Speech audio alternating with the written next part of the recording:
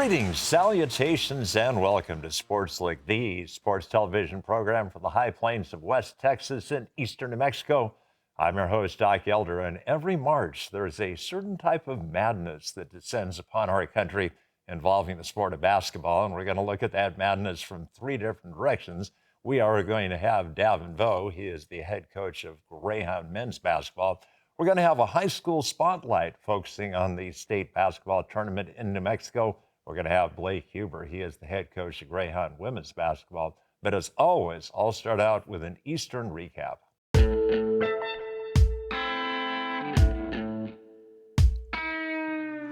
Greyhound softball played 4 games this past weekend, 2 of them against the number 4 team in the nation. Unfortunately, Greyhound softball lost all 4 of those contests. Greyhound baseball played 4 games this weekend against the number 4 team in the nation, and they won 2 of those games. And congratulations to Jamoy Jackson from the Eastern New Mexico University men's track and field squad. He finished 5th in the nation at the NCAA Indoor Division II Track and Field Championships. Well, that has been your Eastern recap, so we'll clear this out and we'll bring in our first guest, Davin Vo, right now.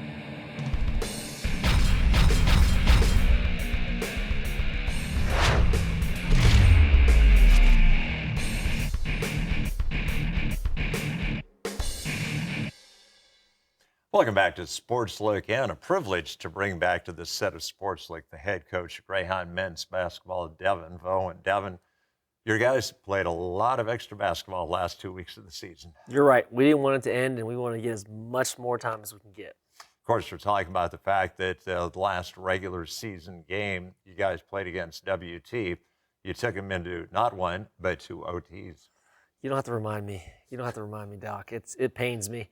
We didn't end it the way we wanted to. I did feel like our team was getting better and better. You know, it's a reflection of who we played and how we played. Didn't execute and hit enough free throws to win those games, but I'm sure it was exciting to watch. My wife said the same thing. She didn't describe it as exciting, but it raised her blood level for sure. And of course, the first time you played WT, it had gone into 1 OT, so you guys were definitely evenly matched this season. We were. We feel like we had a good game plan to play them. Obviously, in the beginning of the year, they're number 1, number 2 in the country, and towards the end, they're playing for a berth to the conference tournament. And you know, we were up probably about 8 points with 3 minutes left, and it just bugs me because as a coach, when you're up by more points than minutes you have left to play, you feel like that's on your shoulders, and it was on my shoulders. But we just didn't hit enough free throws to win. They ended up beating us in the rebound battle, which is crazy. It would have been great to get a win there in Canyon, but it just didn't happen. And we moved forward to go into the conference tournament. Instead of being the 5 seed, which was on the line, we let WT in, and we end up being the 7 seed. And you got a chance to play Lubbock Christian for a 3rd time this year, and you almost beat them. That was an overtime contest. You know what? We talk about it as a staff and as a program all the time, but the difference between good and great is tiny. The difference between winning and losing is a matter of inches. And we just didn't do enough to win. And we wanted to get into the national tournament, and had we won that game or any game prior to that, we probably would have been in. But you know, a coach said it best. I'm not going to say who that coach was because I'm not really sure, but we didn't get into the national tournament because we didn't deserve to get in. And that's just the pure facts about it. And we've had some exit meetings with some players this week, and our thing moving forward is I believe our team is going to be better because we're going to be hungrier. Now, that may not make sense, and obviously my goal is to win as many games as we can and to get into these national tournaments and win those as well. But I do know that our guys are going to have a chip on their shoulder and remember the lessons that they learned from this past season and carry it forward to the next season. Coach, we had a crew from SportsLook that was actually there in Frisco and got us highlights of your game against Lubbock Christian. So let's cue up the highlight reel and please walk us through it. All right.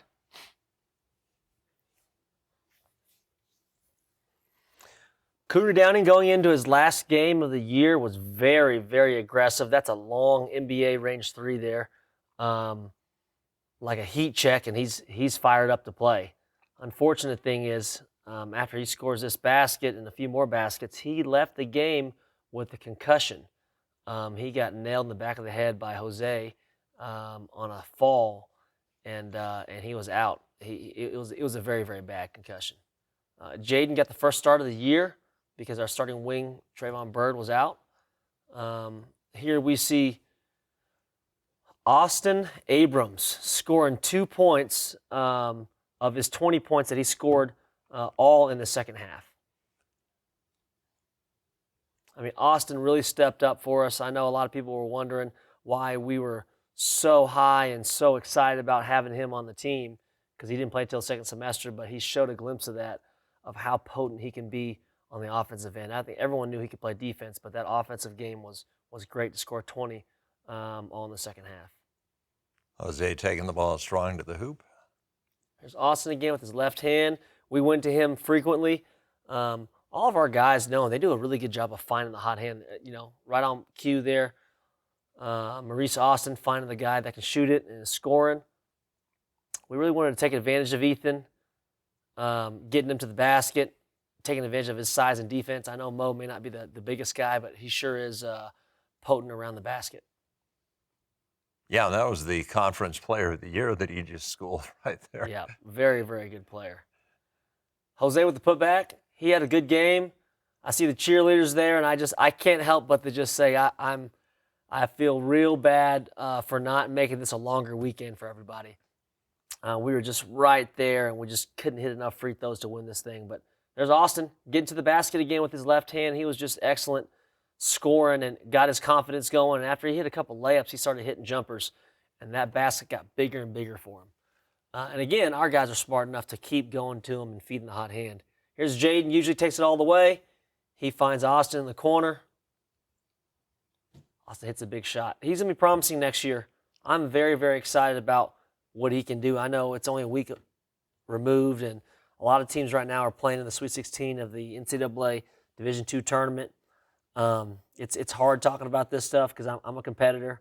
I don't act that way, but when it gets on the court and we're talking about recruiting and we're talking about players, my my blood begins to boil because I feel like we still had a lot left to play. But again, if you get in, it's because you deserve to get in. And if you don't get in, it's because you didn't deserve it. And we didn't do enough to get in there. And again, that may not be what people want to hear, but that's the lesson that we have going forward. And that's really the harsh reality that our guys need to really embrace so that we can be better for next year. So I would say, in these close games, in these overtime games, we've got to execute a little bit better. And then at the end of the day, you just got to hit some free throws to win the game. And we just weren't on the top of our game shooting the free throws. So we've got about a minute left, and this may not be answerable in only 60 seconds, but if you had to look back at the season as a whole, what game stands out? What game were you most proud of your first year as the head coach of the Greyhounds?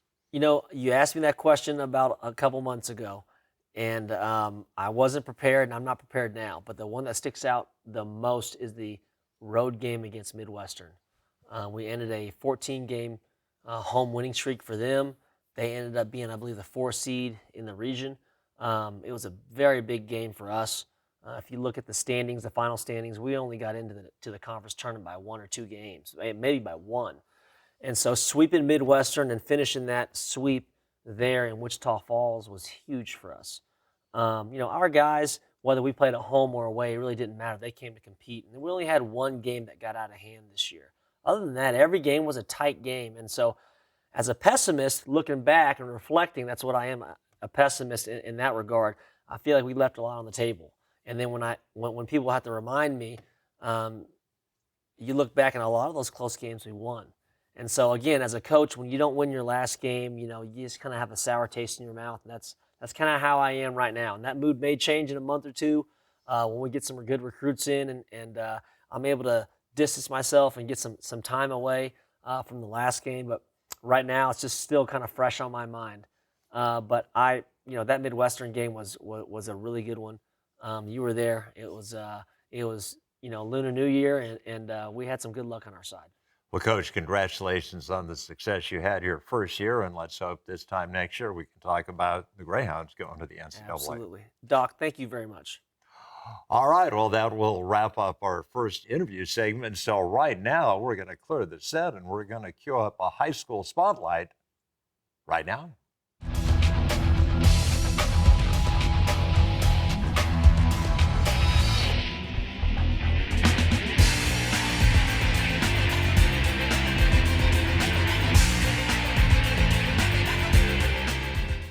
Welcome to High School Spotlight. I'm Thomas Mariscal. And I'm Drake Long. Thank you so much for watching. For this special edition of High School Spotlight, we went to the 2025 Nucinda Credit Union State Basketball Championships. And we have clips from all of those championship games from teams in eastern New Mexico. So let's take a look. Our first matchup is the Tatum Coyotes versus the Pecos Panthers. Right there, number 5, Sydney Rice took it up for a line drive, securing that layup along with the and one. Almost immediately, Tatum took possession again, allowing Colby Hennard to drain that beautiful three. But it wasn't over that quick. Pecos took control and attempted the layup, but was blocked by Avery Hennard, quickly followed by a pass to her sister Colby and the gorgeous floater for two. Tatum showed dominance, getting point after point up into the half, just like this three-point shot from Sydney Rice. But it was quickly responded by Pecos with this layup from Abrielle Zamora. Then, last play of the game, Pecos was desperate for points, but it wasn't enough. You can see some pretty great emotions right there.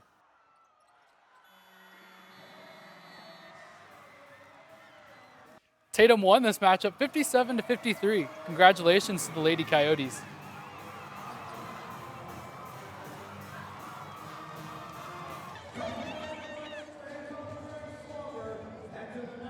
Next up, Texaco versus Mesa Vista. This was probably the closest game of the entire tournament. They attempt to drive up the paint there, but pass it out to Steen North and drains the three. Though it was quickly answered as Salvador Saavedra gets the offensive rebound and puts it back up for two. And then a quick play as the ball is passed to Jaheim Moses, who puts it up for the three. And then the very next play, the ball gets stolen, then passed right back to Jaheim, who drains the layup.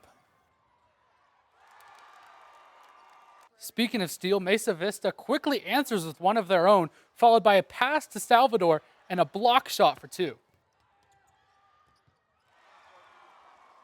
Then there's two quick passes ending with Nathan Autry for the beautiful layup. And then the last play of the game, down by three, the Trojans make a shot for two, and Texaco holds it to end regulation, winning by one. You can see the joy in their faces right there. A great moment during the medals as Texaco helps Steen North, who got injured, to get his medal.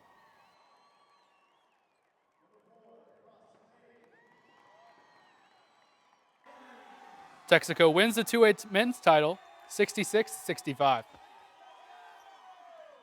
Now let's go to the Logan versus Melrose. Both are fighting for their second state title of the year following football. You saw Logan put up for two, then immediately followed up by Melrose putting up a beautiful layup. Then two quick passes to number 15, Rylan Montoya, for the quick three. Then after half, some crazy post work by the 6'5" Mason Wallen. And after a missed three, the ball falls loose and into the hands of Melrose, where they take it in for a layup.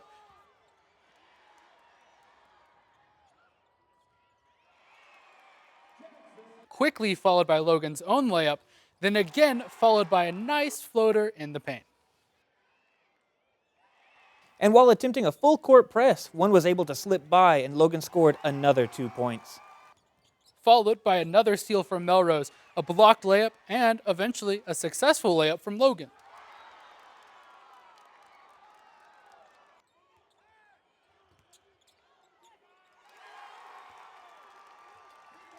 Logan won the matchup 56-44, securing their second state title within the school year.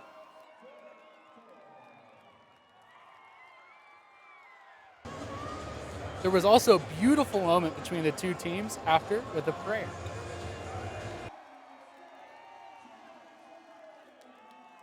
Now we go to the Highland versus Artesia game, starting with the nice little block shot to start the game. Then soon after, a pass out to number 3, Trevon, to get a beautiful 3 for Highland.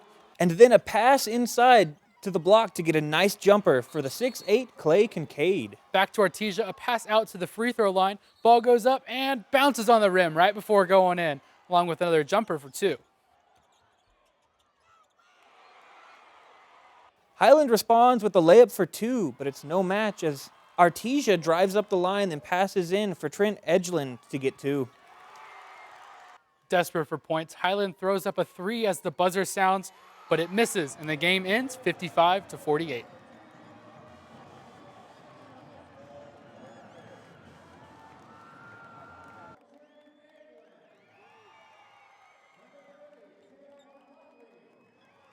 Just like that, Artesia wins their first program title since 1997. And our last championship game, Fort Sumner House versus Roy Mosquero. First up, we have back-to-back threes on both the Vixens from Fort Sumner and then the Lady Blue. And then a pass to number 4, Emery Casas at the top of the arc and driving in for the easy layup. Followed by a line drive layup from number 3, Sienna Segura. But the Blue were not out, with Natalie Smith draining not just one, but back-to-back threes.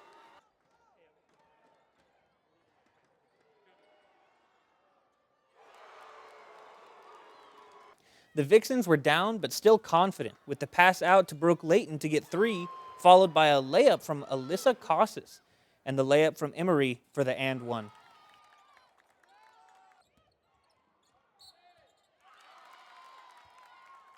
And one of the last plays of the game, Constanza Covarrubias with the easy layup for 2.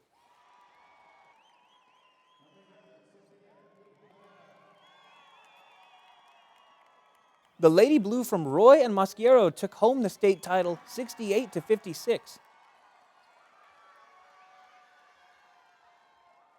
And most of the 2 towns showed up to support. Well, that's all we have for our high school spotlight, but don't change that channel. We're going to clear set and be right back with Doc and his next interview right now.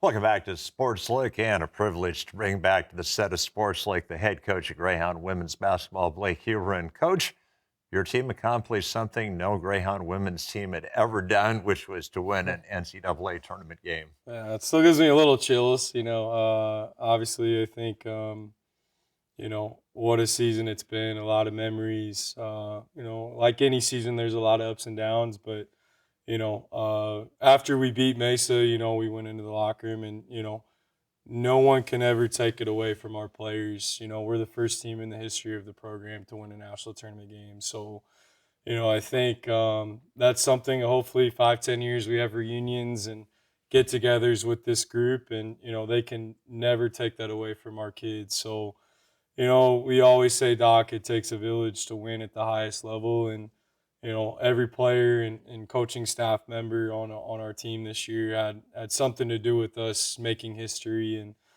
Cam, our SAD's done a great job filling me in with all the stats and everything we've broke, this season. And, just a testament to our players. I think at the start of the year, preseason was extremely difficult, and we wanted to make a national tournament. And, I give our players a lot of credit. Obviously, there was a lot of new faces this year, and with being 11-17 last year, they didn't have to believe in the vision that I had, and they did. And we got a lot of really good players here, and I think at the end of the day, it's a players' game, and I'm really glad we got the recruiting class we did. And I'm proud for them that they can always, from here until the day they die, they always can look back on they did something that no other team has done. So they're the first. So, as a coach, you try to salivate the moment, and then the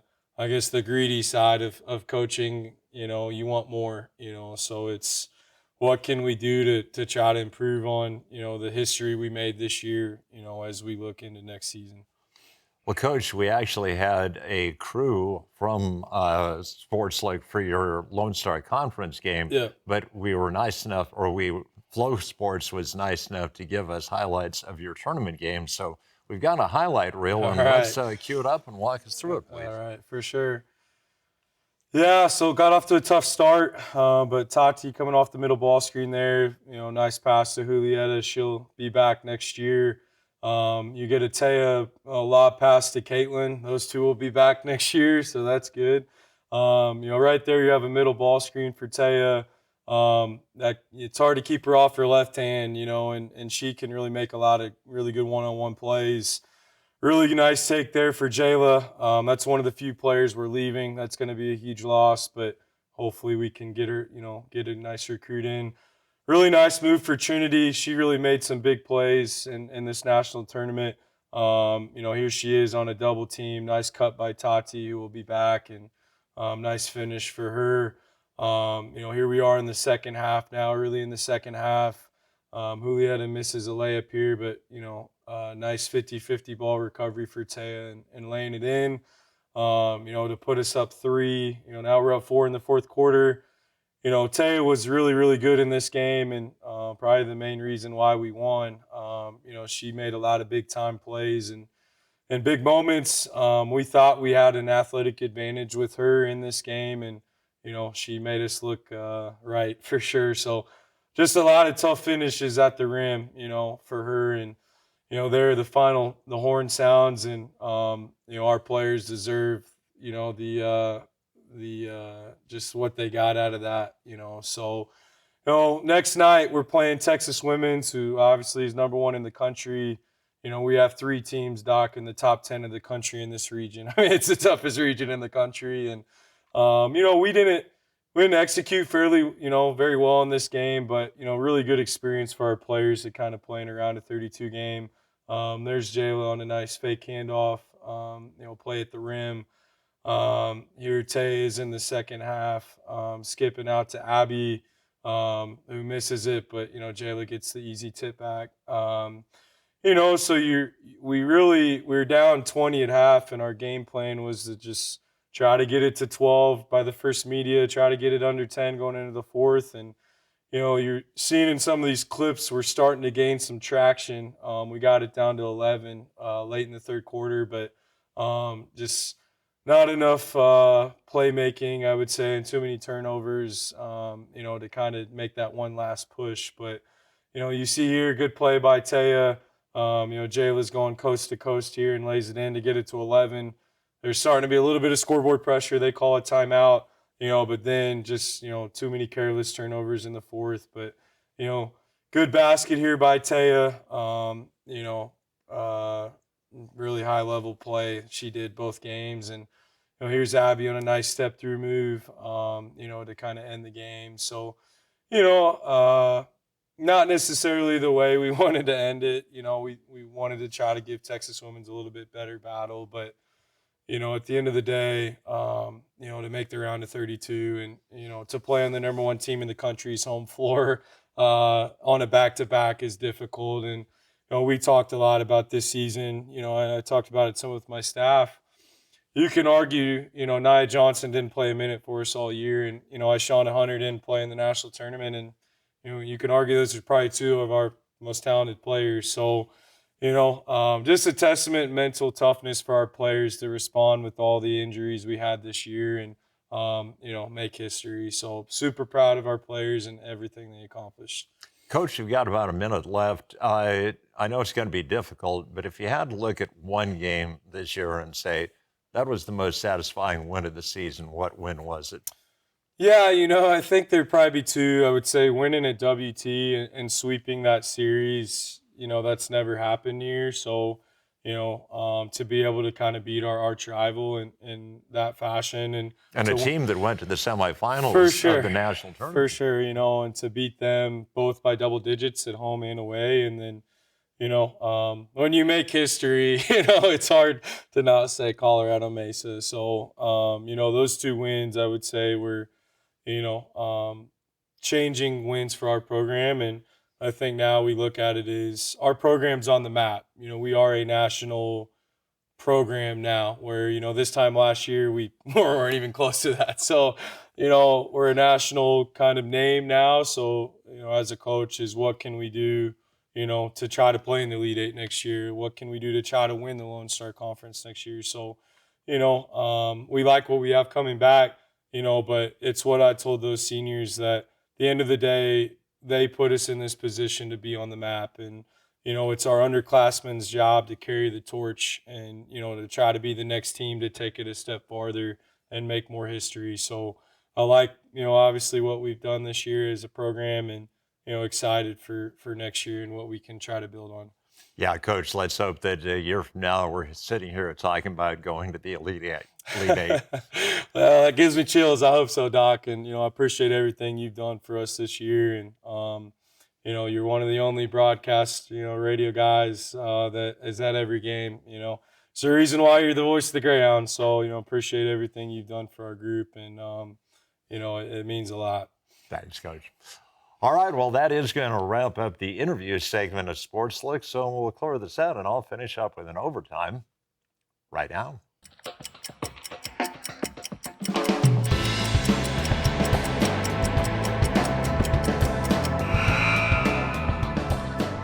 Unless you've been living under a rock, you are aware of the fact that there is a big college basketball tournament that started today. That, of course, would be the NCAA Division I Men's Basketball Championships. I've had the privilege of attending 3 universities in my lifetime. I went to Northwestern University right out of high school, got a teaching certificate from the University of Northern Iowa. I got a PhD from the University of California, San Diego, and with the Tritons qualifying for their first ever NCAA Division I tournament appearance, now all 3 of the schools that I once called home have made it to the big dance. Well, that will wrap up an overtime, and that will wrap up an episode of SportsLook. I'd like to thank my guests, Davin and Blake. I'd like to thank the crew that put together the high school spotlight, the floor crew, once again, directed by a very talented individual. And so for all those aforementioned people, this is Doc Elder saying, so long.